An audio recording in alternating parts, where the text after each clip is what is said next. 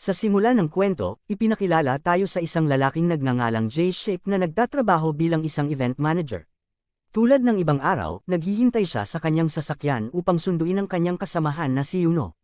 Ngunit ngayon, si Yuno ay hindi karaniwang huli. Matapos maghintay ng ilang sandali, tumanggap si Jay Sheik ng tawag mula sa ospital at nagmadali siyang pumunta doon. Pagdating sa ospital, labis siyang ikinalungkot nang malaman na namatay si Yuno sa isang aksidente. Ang balita ay ganap na nakabasag sa kanya. Isang pulis ang nagbigay sa kanya ng impormasyon na ang tanging contact number na nahanap kay Yuno ay ang numero ni Jay Sheik. Tinanong siya ng pulis kung may kilala siyang mga kamag-anak ni Yuno na maaaring magsagawa ng mga huling ritual. Napagtanto ni Jay Sheik na wala siyang kaalaman tungkol sa pamilya ni Yunsu, kaya't nagpasya siyang bisitahin ang bahay nito sa gabi upang maghanap ng mga sagot. Pagkatok sa pintuan ng bahay ni Yunsu, napansin ni Jay Sheik na nakabukas ito.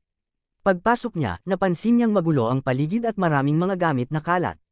Bigla siyang nakarinig ng tunog ng flushing ng toilet. Isang 7 taong gulang na batang babae ang lumabas mula sa banyo at nagsimulang kumain ng piraso ng bulok na tinapay na nakalatag sa mesa. Sa totoo lang, ang batang ito ay anak ni Yunsu at si Yunsu ang naging buong mundo niya.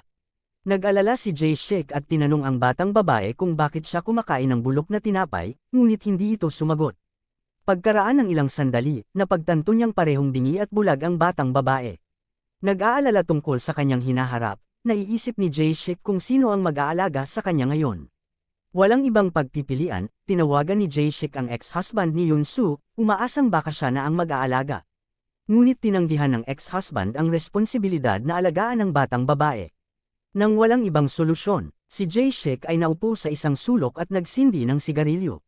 Dahan-daang lumapit ang batang babae kay Jay Sheik, tinatangay ng pamilyar na amoy ng usok ng sigarilyo, isang amoy na ikinokonekta niya kay kanyang ina, si Yuno, na dati ring naninigarilyo. Inabot niya si Jay Sheik at niyakap siya ng mahigpit, ngunit nang ang maliit na mga kamay ng batang babae ay umapload sa mukha ni Jay Sheik, napagtanto niyang hindi ito ang kanyang ina. Nabalot ng kalituhan at takot, umatras siya at naupo sa ilalim ng mesa, nagsimulang umiyak ng malakas. Nang marinig ang mga iyak ng batang babae, dumating ang may-ari ng bahay ni Yuno at nagsimulang kumatok sa pinto. Nang buksan ni Jay Sheik ang pinto, tinulak siya ng babae at pumasok ng galit na galit, inakalang si Jay Sheik ang asawa ni Yunsuk. Pinagmumuran siya ng babae at inakusahan siya bilang isang lalaking pabayan na iniwan ang kanyang asawa at anak, pinabayaan silang magdusa ng mag-isa. Ang kanyang mga salita ay matalim at puno ng galit, na nag-iwan kay Jay Sheik na walang masabi at hindi alam kung paano sasagutin. Hinamon siya ng babae, sinasabing hindi binayaran ng kanyang asawa ang upa sa loob ng 2 taon at ngayon ay kailangan niyang bayaran ang utang. Wala nang ibang opsyon, ipinaliwanag ni Jay Sheik sa may-ari ng bahay na pumanaw na si Yuno at wala siyang pera para bayaran ang upa. Nang marinig ito, medyo nalungkot ang may-ari at nakaramdam ng awa. Sinabi niya kay Jay Sheik na bayaran na lang ang upa kapag kaya niya at habang papalabas, hinikayat si Jay Sheik na alagaan si Yun, ang batang babae. Pagkatapos umalis ng may-ari ng bahay, iniwan ni Jay Sheik si Yun at bumalik sa kanyang bahay. Doon, natuklasan niyang pinaalis siya ng kanyang landlord dahil sa mga buwang hindi nabayarang upa. Ngayon, walang matuluyan, nagdesisyon si Jay Sheik na bumalik sa bahay ni Yunsu. Sa bahay, nakita ni Jay Sheik si Yun na tinitingnan ng mga sapatos sa may pinto. Naghahanap kung bumalik na ang kanyang ina. Ngunit natakot si Yun nang mapansin niyang may kakaibang pares ng sapatos sa harap ng pinto. Natatakot, tahimik siyang umatras at naupo sa ilalim ng mesa, na natiling tahimik. Pagkalipas ng ilang sandali, nagdala si Jay Sheik ng ramen at pinabango ito kay Yun bago inilagay sa harap niya. Kinuha ni Yun ang ramen at tinikman ito, ngunit hindi niya nagustuhan. Nadismaya, gumapang siya pabalik sa ilalim ng mesa at nagpatuloy sa pagkain ng bulok na tinapay. Sinubukan siyang pigilan ni Jay Sheik, ngunit dahil hindi nakikita ni Yun o naipipili ang kanyang pagkain ng maayos, itinapon ni Jay Sheik ang lahat ng bulok na tinapay sa basura. Pagkatapos, inilagay niya ang ramen sa mesa kung saan dati nakalagay ang tinapay. Nang maramdaman niyo na wala na ang tinapay, napagtanto niyang nawala ito. Nainis at nalungkot, nagsimula siyang umiyak, nararamdaman ang pagkakasala. Pumunta si Jay Sheik sa palengke at bumili ng sariwang tinapay para sa kanya, ngunit nang makabalik siya, nagbago na ang isip ni Yun. Tinangay siya ng amoy ng ramen at dahan-daang lumapit sa bowl ni Jay Sheik at nagsimulang kumain mula dito. Nang sumunod na araw, tinawagan ni Jay Sheik ang may-ari ng bahay at ipinagbigay alam na may mga darating na tao upang tingnan ang bahay. Pagkatapos dumating ang may-ari ng bahay kasama ang isang grupo ng mga social worker. Lumabas na noong nakaraang bisita ng may-ari, ang bahay ay nasa isang napakasamang kalagayan, kaya't ngayon ay nagsama siya ng mga social worker upang tulungang linisin ito. Nang makita ng may-ari ng bahay si Yun, pinakiusapan si Jae-shik na paliguan siya. Hindi sigurado si Jae-shik kung paano papayag ang batang babae, kaya't nag-isip siya ng paraan at pinapamoy kay Yun ang isang sweater ng kanyang ina at maingat siyang inakay patungo sa banyo. Pagpasok nila sa loob, nagsimulang umiyak ng malakas si Yun. Habang sinusubukan ni Jae-shik na paliguan si Yun, narinig niya ang mga iyak nito kaya't nagmadali ang may-ari ng bahay patungo sa banyo at pinagsabihan si Jae-shik, tinatanong kung anong klaseng ama ang hindi marunong magpaligaw ng sariling anak. Dahil dito, kinuha ng may-ari ng bahay ang mga bagay sa kanyang sariling mga kamay at maingat niyang pinaliguan si Yun. Nang sumapit ang gabing iyon, habang malakas ang ulan, dahan-daang gumalaw si Yun at humiga sa tabi ni Jae-shik. Agad na napansin ni Jae-shik na may mataas na lagnat si Yun. Wala nang pag-aalinlangan, iniangat niya si Yun sa kanyang likod at dali-daling tinakbo siya sa ospital. Kinabukasan, dinala ni Jae-shik si Yun sa isang paaralan para sa mga batang bingi at pipi. Umaasang matutulungan siya ng paaralang iyon, ngunit tinanggihan siya ng paaralan dahil si Yun ay bulag din, kaya't wala nang ibang pagpipilian si Jae-shik kundi ibalik siya sa kanilang bahay. Sa bahay, sinubukan ni Jae-shik na turuan si Yun ng mga salita sa pamamagitan ng pagpapahaplos sa kanya ng mga hugis ng mga titik, dahil naiintindihan ito ni Yun sa pamamagitan ng pagdama. Nakipag-ugnayan din siya sa pamamagitan ng pagsulat ng mga salita gamit ang kanyang mga daliri sa mga kamay ni Yun. Ang salitang itinuro niya sa kanya sa mga panahong iyon ay, Ama. Pagkalipas ng ilang panahon, dumating ang mga kinatawan mula sa korte sa bahay ni Jae-shik at kinuha ang lahat ng kanyang mga gamit. Ipinaliwanag nila na hindi na siya nakapagbayad ng utang na kinuha mula sa isang pampublikong bangko at ngayon ay kukunin nila ang lahat ng kanyang pag-aari. Kinabukasan, tumawag si Jae-shik sa isa sa kanyang mga kaibigan upang magtanong kung may trabaho, ngunit tinanggihan siya ng kaibigan at sinabi na inutusan sila ng kanilang boss na huwag magbigay ng trabaho kay Jae-shik. Dahil dito, nagdesisyon si Jae-shik na makipagharap sa kanyang boss. Nagmakaawa si Jae-shik at sinubukang ipaliwanag ang kanyang kalagayan at humiling ng isa pang pagkakataon, ngunit tumanggi ang boss na makinig. Sa halip, tinakot siya ng boss at ipinag-utos na bayaran ang kanyang utang sa lalong madaling panahon, na may bigat sa kanyang puso. Umalis si Jae-shik mula sa opisina at bumalik sa bahay, nag-aalala at frustrado. Tiningnan niya ang kanyang telepono at nakakita ng mensahe mula sa bangko na nagsasabing na freeze ang kanyang credit card. Nang mag-alaala, tiningnan niya ang kanyang wallet at nakita itong walang laman. Wala siyang sapat na pera para makabili ng pagkain para sa isang araw. Dahil dito, desperado si Jae-shik na kinuha ang cellphone ni Yoon-soo at nagsimulang maghanap dito. Nakakita siya ng mga larawan ni na Yuno at Yoon, nagbalik tanaw sa kanilang ugnayan. Nang mag-scroll pa siya, natagpuan niya ang isang chat sa pagitan ni Yuno at isa sa kanyang mga kaibigan. Habang binabasa ang mga mensahe, natuklasan niyang pinahiram ni Yuno ang malaking halaga ng pera sa isang kamag-anak na nakatira sa isang baryo. Kinabukasan, dinala ni Jae-shik si Yoon at nagpunta sila upang hanapin ang kamag-anak ni Yoon-soo. Habang nagmamaneho, masayang naranasan ni Yoon ang sariwang hangin mula sa bintana ng sasakyan, na parang unang beses niyang maranasan ang mundo sa labas. Dahil hindi alam ni Jae-shik ang eksaktong lokasyon ng kamag-anak ni Yoon, nagprint siya ng mga larawan ni Yoon-soo at nagtanong sa mga tao sa baryo kung may nakakakilala sa kanya, ngunit wala ni isa man ang nakakaalam. Nadismaya at pagod, bumalik si Jae-shik sa kanyang sasakyan, ngunit sa kanyang pagkabigla, wala na si Yoon sa loob. Nagpanik siya at nagmamadaling hinanap siya.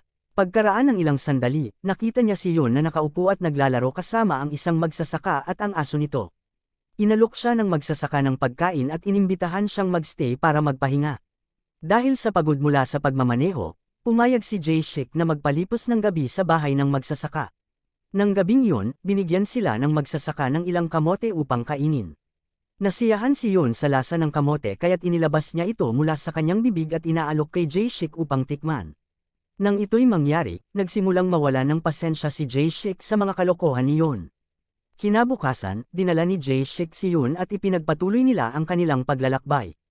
Matapos mag-drive ng ilang oras, uminom si Yoon ng tubig, ngunit hindi makahanap si Jae-shik ng tindahan sa daan. Sa kalaunan, nakakita siya ng isang farm ng pakwan at agad na tumigil sa sasakyan. Nagtikim siya ng ilang pakwan isa-isa bago pinili ang pinakamatiwasay na pakwan na dadalhin niya. Ngunit isang CCTV camera na naka-install sa farm ang nakuhanan lahat ng kanyang mga kilos. Dinala ni Jae-shik si Yoon sa tabing ilog at tinuruan siya kung paano kumain ng pakwan. Isinulat niya ang salitang, pakwan, sa kanyang kamay upang matulungan siyang matutunan ang salitang iyon. Pagkaraan ng ilang sandali, isang batang babae na nagngangalang yan ang lumapit sa kanila at inakusahan siya ng pagnanakaw ng pakwan. Nabulabog si Jae-shik at ipinaliwanag niya ang lahat sa kanya at ipinakita ang larawan ng kamag-anak ni Yoon-soo, ngunit hindi siya nakilala ni Yan. Makalipas ang ilang sandali, nagdesisyon si Jae-shik na magpahinga sa sasakyan. Hindi nagtagal, nagsimulang umulan ng malakas. Si Yoon, na naaakit sa amoy ng ulan, paulit-ulit na nag-sign kay Jae-shik na gusto niyang lumabas. Ngunit hindi pinansin ni Jae-shik ang mga galaw niya at sinubukang matulog. Dahil dito, nag-alala si Yoon at naging malinaw ang kanyang pagkabahala dahil hindi siya makaranas ng ulan. Nang mapansin ni Jae-shik ang kalungkutan ni Yoon, nakaramdam siya ng guilt. Sa wakas, lumabas si Jae-shik ng sasakyan na may payong at dinala si Yoon sa labas. Labis natuwa si Yoon, naglaro siya ng masaya sa ulan at naranasan ito sa unang pagkakataon sa kanyang buhay. Nang gabi, napansin niya na nakaparada pa ang sasakyan ni Jae-shik malapit at iniimbitahan nila si Jae-shik at si Yoon na maghapunan sa kanilang bahay. Habang kumakain, labis na nasiyahan si Yan sa pagkain kaya't kumagat siya mula sa kanyang bibig at inaalok ito kay Jae-shik upang tikman. Natuwa si Jae-shik sa kanyang ginagawa, at napansin ito ng ama ni Yan, at sinabi niyang ang maliit na batang babae ay mukhang malalim ang pagmamahal kay Jae-shik. Ipinaliwanag niya na ang kanyang ina, na katulad ni Yoon, ay hindi rin nakakakita o nakapagsasalita, at ipinapakita ang kanyang pagmamahal sa isang katulad na paraan. Nang gabing iyon, natulog sila ni Yoon sa sasakyan, ngunit hindi makatulog si Jae-shik, puno ng alalahanin. Kakaunti na lang ang natirang pera niya para sa sarili, kaya paano niya aalagaan ang batang ito? Kinabukasan, nang pumunta si Jae-shik sa bahay ni Yan, napansin niyang may itinatagong bagay ang ama ni Yan. Nang makita siya ng ama ni Yan, agad itong umalis. Bagamat curious, hindi nagsalita si Jae-shik. Pagkatapos ng ilang sandali, lumabas si Yan at tinanong siya ni Jae-shik kung matutulungan siya nitong makahanap ng trabaho. Pumayag si Yan at inalok siya ng trabaho sa kanilang farm. Nagbigay pa siya ng silid para matuluyan ni Jae-shik. Mula noon, nagsimulang magbago ng malaki ang buhay ni Yoon. Nagsimula siyang matuto at maranasan ang mga bagong bagay, at unti-unti ay naging komportable siya sa kanyang paligid. Madalas silang tatlo, sina Jae-shik, Yoon, at Yan, ay magkasama, nagtatrabaho sa mga bukirin o nagsasalo ng mga pagkain. Nagsimula siya ng pagre-record ng mga vlogs tungkol sa kanilang mga karanasan at in-upload ito sa YouTube. Isang araw, matapos mapanood ang mga vlogs ni Yan, natuklasan ng boss ni Jae-shik ang kanyang kinaroroonan at ipinadala ang mga tauhan niya upang hulihin siya. Pinagtulungan siyang saktan at kinuha ang kanyang sasakyan dahil hindi niya kayang bayaran ang utang. Nakatanaw si Jae-shik nang walang magawa habang inaagaw ang kanyang sasakyan. Pagkatapos, bumalik si Jae-shik sa bahay at tinignan ang lugar kung saan niya nakita ang ama niya na may itinatagong bagay kanina. Dito, natagpuan niya ang isang palayok na puno ng pera. Nang malapit na niyang maintindihan kung ano ang kanyang natagpuan, biglang dumating si Yan. Nang makita ang mga sugat ni Jae-shik, tinanong siya kung ano ang nangyari, ngunit tumanggi siyang magsabi ng anumang detalye. Sa halip, tinanong niya si Yan tungkol kay Yoon, at dito napagtanto ni Yan na kasama pala ang kanyang ama si Yoon. Nagpanik sila dahil ang ama ni Yan ay may sakit sa pag-iisip at madalas nakakalimot. Dahil sa takot sa kaligtasan ni Yoon, dali-dali silang naghanap. Matapos ang mahabang paghahanap, natagpuan nila si Yan's father kasama si Yoon, ligtas ngunit hindi alam ang mga alalahanin na dulot nila. Nang gabing iyon, habang natutulog si Jae-shik sa tabi ni Yoon, dahan-dahan niyang naramdaman ang mga sugat sa mukha ni Jae-shik gamit ang kanyang mga kamay. Nararamdaman niya ang sakit nito kaya't mahinahon niyang hinaypan ang kanyang mga sugat upang maibsan ang sakit. Napuno ng emosyon si Jae-shik at nagsimula siyang umiyak. Nang maramdaman ni Yoon ang kanyang mga luha, kinuha niya ang kamay ni Jae-shik at isinulat ang salitang, luha, sa kanyang palad upang matulungan siyang maunawaan ang kanyang nararamdaman. Kinabukasan, nang magpunta si Yan upang tingnan si Jae-shik at si Yoon, natagpuan niyang walang tao sa kanilang kwarto ngunit agad niyang napansin ang isang liham. Sa liham, hinihiling ni Jae-shik kay Yan na tingnan ang palayok sa labas ng bahay sa kabilang gilid. Sa liham, iniiwan ni Jae-shik si Yoon at dinala siya sa ama ni Yan. Ngunit malamig na tinanggihan ng ama ni Yan ang responsibilidad para kay Yoon, kaya't walang ibang pagpipilian si Jae-shik kundi dalhin si Yoon pabalik sa kanya. Pakiramdam ni Jae-shik ay nawawala at hindi tiyak ang kanilang hinaharap, kaya dinala niya si Yun sa dalampasigan kung saan marami silang oras na magkasama. Ngunit ngayon, wala na siyang pera. Pagkatapos ng matinding pag-iisip, gumawa siya ng isang pusong pasyang desisyon na lihim na iwan si Yun sa isang ampunan. Naniniwala siyang ito ang tanging paraan upang magkaroon siya ng mas maginhawang hinaharap. Sa ampunan, dahan-daang inilagay ni Jae-shik ang isang piraso ng tinapay sa mga kamay ni Yun, alam niyang labis niyang minamahal ito. Habang labis na naguguluhan sa kanyang emosyon, nag-aatubili siyang lumingon at iwan siya roon. Pagkatapos ng ilang sandali, nang hindi na maramdaman ni Yun ang presensya ni Jae-shik, nagsimula siyang maghanap sa kanya. Nang hindi siya matagpuan sa loob, naglakad siya palabas at nagsimulang umiyak ng malakas. Si Jae-shik, na hindi lumayo, narinig ang kanyang mga iyak at agad na bumalik sa kanya. Dahan-dahan niyang hinawakan ang mga kamay ni Yun upang aliwin siya, ngunit si Yun ay labis na nalulumbay. Sa nanginginig na mga daliri, isinulat ni Yun ang salitang, luha, sa palad ni Jae-shik gamit ang mga galaw upang iparating ang kalalimang kalungkutan na nararamdaman niya. Pagkatapos, sumulat siya ng ibang salita sa kanyang palad, isang salitang hindi inaasahan ni Jae-shik, ama. Hindi na nakontrol ni Jae-shik ang kanyang emosyon at mahigpit niyang niyakap si Yun. Nangako siya na mula sa araw na iyon, hindi na niya iiwan si Yun mag-isa. At yan na ang recap natin para sa araw na ito. Kung nagustuhan mo ang video, huwag kalimutang mag-like, mag-subscribe, at i-share sa mga kaibigan mo. Mag-iwan din ng comment sa ibaba kung may mga thoughts ka o kung gusto mong may specific na recap na gawin ko. Salamat sa panunood, at magkita-kita tayo sa susunod na video.